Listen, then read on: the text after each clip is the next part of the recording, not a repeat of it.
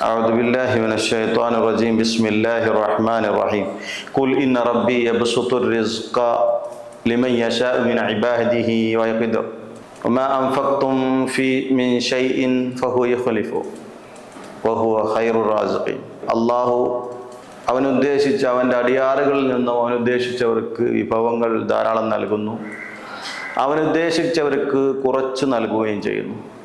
നിങ്ങൾ അള്ളാഹുവിൻ്റെ മാർഗത്തിൽ അൻഫഖ്തും മിൻ ഷൈഇൻ, നിങ്ങൾ എന്താണോ ചിലവഴിക്കുന്നത്, ദാനമായി നൽകുന്നത്, ഫഹു യുഖ്ലിഫു, അതിന് പകരമായി അള്ളാഹു അതിന് പ്രതിഫലം നൽകും. ദുനിയാവിൽ അതിൻ്റെ പ്രതിഫലനമുണ്ടാവും, പ്രതിഫലം പരലോകത്തും ഉണ്ടാവും. വഹുവ ഖൈറുർ റാസിഖീൻ, വിഭവങ്ങൾ സമൃദ്ധമായി നൽകാൻ കഴിയുന്ന, ഏറ്റവും നല്ല രീതിയിൽ നൽകാൻ കഴിയുന്നവൻ അള്ളാഹു മാത്രമാണ്. ഈ ആയത്ത് ഓതിയപ്പോഴാണ് ഒരുപാട് കാര്യങ്ങൾ എൻ്റെ മനസ്സിൽ വന്നത്. കാരണം കഴിവും പ്രാപ്തിയും ഒക്കെ ഉണ്ടായിട്ടും സമ്പത്ത് നേടാൻ കഴിയാത്ത ഒരുപാട് പേരുണ്ട്. എന്നാൽ ഇതൊന്നും ഇല്ലാതെ തന്നെ സമ്പത്ത് നേടിയെടുക്കുന്ന ആളുകളുമുണ്ട്. ബിസിനസ്സിൽ നല്ല ഉയർച്ചയിലെത്തുന്നത് പലരുടെയും അഡ്വൈസിൻ്റെ അടിസ്ഥാനത്തിൽ മുന്നോട്ട് പോകുമ്പോഴാണ്. അങ്ങനെയുള്ള ആളുകളുണ്ട്. എന്നാൽ സ്വന്തം നിലക്ക് എല്ലാ കഴിവുകളും ഉണ്ടായിട്ടും ഇത് നേടിയെടുക്കാൻ കഴിയാത്ത ആളുകളുണ്ട്. അതേപോലെ തന്നെ സാമ്പത്തികമായിട്ട് തലമുറകളായിട്ട് ഉള്ള സമ്പാദ്യം അത് ഉപയോഗിച്ചുകൊണ്ട് ബിസിനസ് നടത്തി വലിയ സാമ്പത്തിക മേഖലകൾ കെട്ടിപ്പടുക്കാൻ കഴിയാത്ത ആളുകളുമുണ്ട്.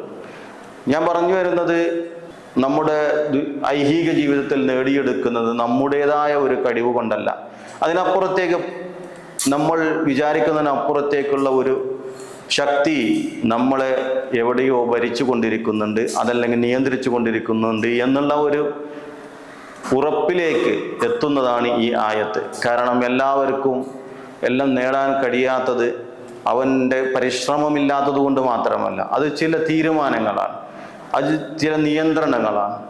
അപ്പോൾ ആ നിയന്ത്രണങ്ങൾ ഉള്ള സ്ഥിതിക്ക് അതിൽ രക്ഷപ്പെട്ട ആളുകൾ, അഥവാ സാമ്പത്തികമായിട്ട് വളർന്നു വന്ന ആളുകൾ, അവരുടെ സമ്പത്ത് യഥാർത്ഥത്തിൽ അത് അള്ളാഹുവിൻ്റെ മാലാണ്, അള്ളാഹു നൽകിയ ധനവും. ആതാക്കും മിമ്മാലില്ലാഹില്ലദി ആതൂക്കും മിമ്മാലില്ലാഹില്ലദി ആതാക്കും, അള്ളാഹു നിങ്ങൾക്ക് നൽകിയ അള്ളാഹുവിൻ്റെ സമ്പത്തിൽ നിന്ന് നിങ്ങൾ ചിലവഴിക്കുക. കാരണം അള്ളാഹു അത് ചിലവഴിക്കാൻ വേണ്ടി, ഉപയോഗിക്കാൻ വേണ്ടി പകരക്കാരനായിട്ട് നിർത്തിയിരിക്കുകയാണ് ഈ സാമ്പത്തികമായിട്ട് വളർന്നു വന്ന ആളുകളെ.